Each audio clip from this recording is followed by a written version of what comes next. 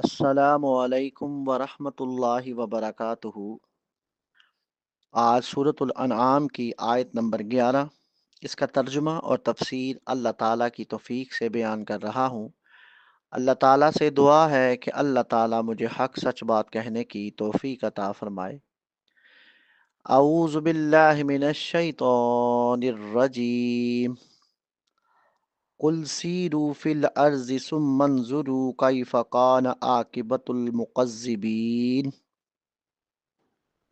کل آپ کہہ دیں، سیرو تم چلو پھرو، فی الارض زمین میں، ثم پھر، انظرو تم دیکھو، کیفا کیسا، کانا ہوا، عاقبت عاقبت انجام، المکذبین جھٹلانے والوں کا، عاقبت المکذبین انجام جھٹلانے والوں کا۔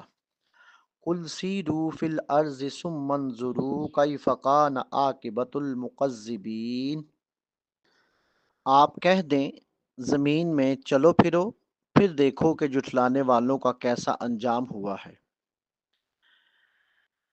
جھٹلانے والوں کے المناک انجام سے عبرت حاصل کرنے کی جو دعوت دی گئی ہے، اس کی وضاحت اس آیت کی روشنی میں ایسے ہے۔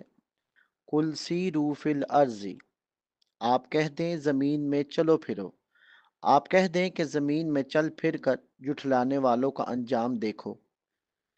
یہ سیر جس کا حکم دیا گیا ہے بدنی اور قلبی سیر کو شامل ہے، جس سے عبرت جنم لیتی ہے۔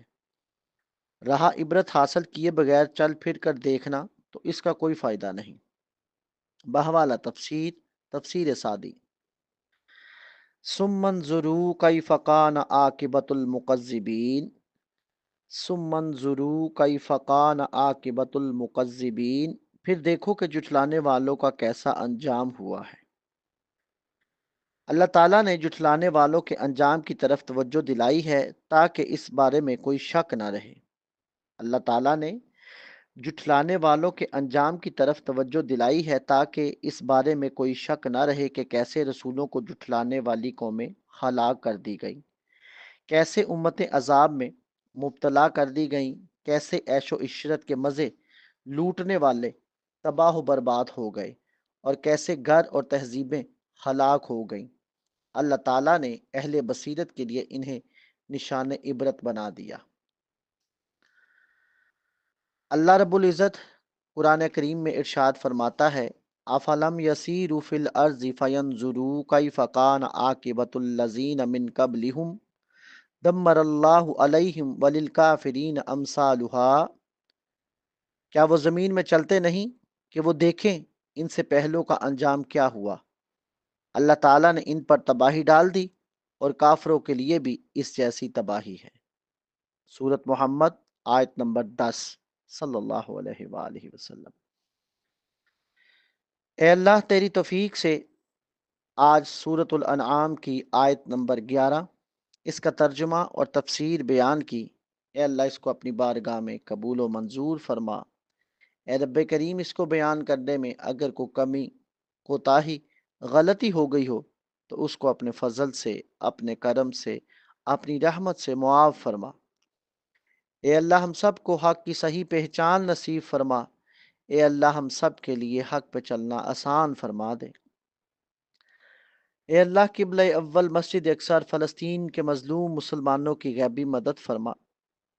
اے اللہ فلسطین کے مجاہدین کی مدد فرما۔ اے اللہ فرشتوں سے ان کی مدد فرما۔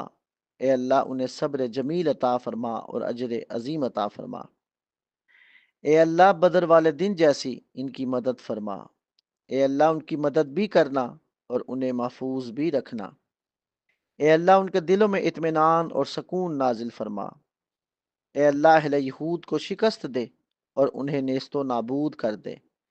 اے اللہ اہل یہود کی پکڑ سخت کر۔